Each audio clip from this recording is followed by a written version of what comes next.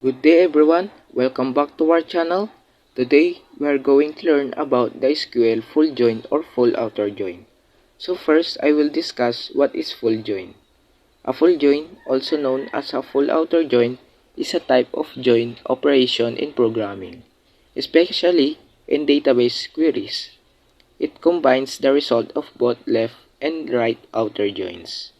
A common way to visualize the difference between five joins is with Venn diagram.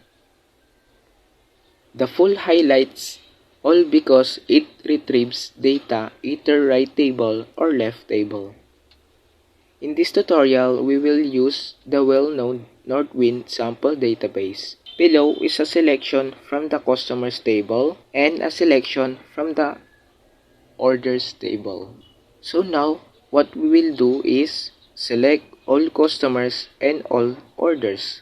So the syntax that we will use is select customers name, comma, orders that are order ID from customers.